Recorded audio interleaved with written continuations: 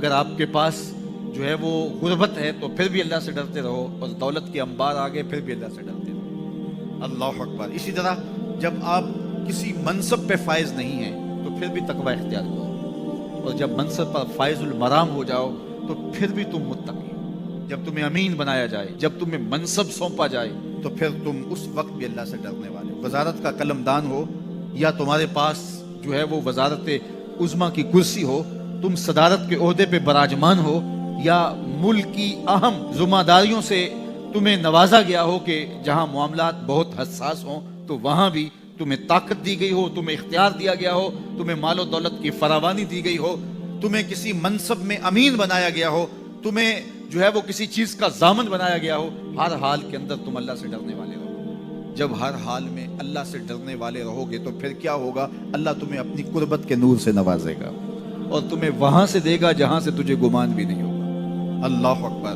تو ہم جب منصب پہ نہیں ہوتے اس وقت تو ہم عاجز بھی ہو جاتے ہیں، جس طرح آج کل ہمارے سیاسی نمائندے ہنس ہنس کے مل رہے ہیں، غریبوں سے بھی ملاقات کر رہے ہیں، لوگوں کی فاتحہ اور جنازوں پہ بھی جا رہے ہیں، اور جب ان کو منصب مل جائے تو پھر وہ کسی کو پہچانتے بھی نہیں ہیں۔ وہ کسی نے کہا نا کہ وہ آئے تو یوں آئے میرا دل بن گئے میری جان بن گئے، وہ آئے تو یوں آئے میرا دل بن گئے میری جان بن گئے، وہ گئے تو یوں گئے نہ سلام آیا نہ پیام آیا۔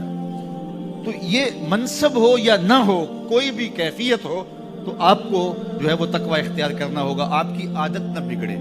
آپ سفر میں ہو تو آپ کا مزاج پھر بھی وہ ہو، آپ کا حضر ہو تو آپ کا مزاج پھر بھی وہ، تنہائی میں اللہ کو یاد کریں تو پھر بھی کیفیت وہ ہو، اور جب مجلس میں اللہ کو یاد کریں تو کیفیت پھر بھی آپ کی وہی ہو۔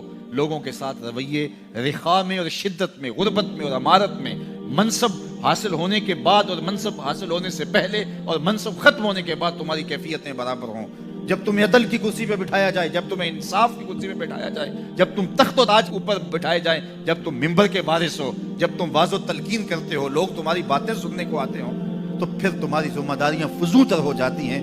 اتق اللہ حیث ما کنت، فرمایا اللہ سے ڈرنا تو جہاں بھی ہے۔